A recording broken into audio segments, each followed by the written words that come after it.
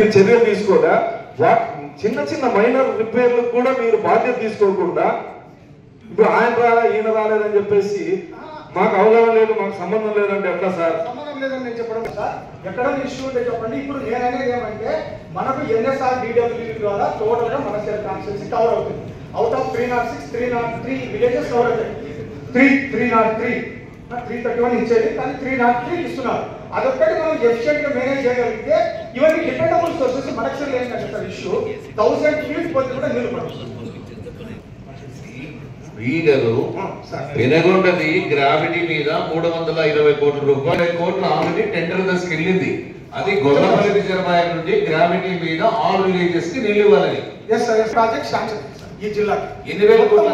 3200 కోట్లు సార్. అందులో మన జిల్లాకు వచ్చేసి 1540 కోట్లు సార్. అందులో పెనుగొండ కాన్స్టిట్యూన్సీ వచ్చి 425 కోట్లు, పుట్టపర్తికి 365 కోట్లు, ధర్మవరంకు 365, హిందూపూర్కు 185, కదిరికి 180. అంటే ఇది వాటర్ గ్రిడ్ లో జరిగినటువంటి అవకతవకలన్నీ గౌరవ కలెక్టర్ గారికి, గౌరవ మంత్రివర్యుల గారికి డాక్యుమెంట్ లో ఇస్తారు. నేను సూటిగా మిమ్మల్ని అడిగింది, మాకు తాగడానికి నీళ్లు ఇవ్వకుండా ఇక్కడ మాజీ శాసనసభ్యుడి తోటకి నీళ్ళు ఎందుకు ఇచ్చారు? మా మడకశిర శాసనసభ్యుడు 4 కోట్ల రూపాయల అవినీతి జరిగింది, దీంట్లో మీ భాగస్వామ్యం ఉంది అంటే దానికి సమాధానం చెప్పకుండా సార్ తాగడానికి నీళ్ళు లేవు, ఆయన తోట ఎవరికి సార్ సంబంధం? ఎవరికి సార్ సంబంధం? తోటకి నీళ్ళు అందిస్తారు మీరు, దానికి నైతిక బాధ్యత ఎవరు తీసుకుంటారు? దాని గురించి మాట్లాడకుండా ఈ పేపర్ల గురించి చెప్తారు. 20 కోట్ల బడ్జెట్ ఎవరు సార్ సత్యసాయి బోర్డు వాళ్ళు కంప్లైంట్ చేశారు సార్, పోలీస్ స్టేషన్ కంప్లైంట్ చేశారు సార్. గౌరవ్ శ్రీరామరెడ్డి తాగునీటి ప్రాజెక్టు, సత్యసాయి ప్రాజెక్టు ఆధ్వర్యంలో చాలా అవకతవకలు జరిగినాయి. సమగ్ర విచారణ జరిపిస్తే అన్ని గ్రామాలకు నీరు ఇచ్చేటువంటి అవకాశం కలుగుతుంది sir.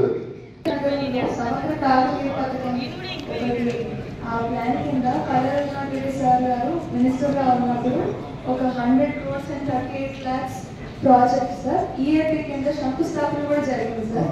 Around 150 kilometers pipeline sir. అది with 6 overhead tanks and 3 storage sumps plan చేసి అంత డిజైన్ కూడా చేసింది సార్. ఇప్పుడు దాని స్టేటస్ ఏంటి సార్?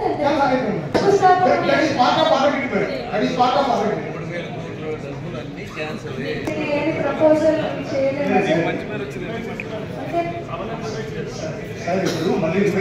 ప్రపోజల్ ఒకటి రీవిజిట్ చేయండి సార్. అదొకటి మేడం నా సబ్మిషన్ ఆల్రెడీ ఒక రిపోర్ట్ తయారు చేశాను మేడం.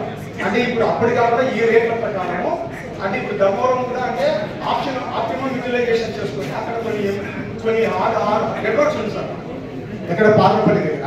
దాన్ని వాడుకొని మన ధర్మవరం కాన్స్టిట్యూన్సీకి ఎలా ఇవ్వాలి, మేడం వాళ్ళ కాన్స్టిట్యూన్సీ గొల్లపల్లి నుంచి ఎలా తీసుకుపోవాలి అనేది ఒక తయారు చేస్తున్నాం మేడం. తమరు శాంక్షన్ చేసుకుని అది ఇప్పుడు మనం మొత్తం మన జిల్లా అంతా సస్టైనబుల్ వాటర్ సప్లై ఖచ్చితంగా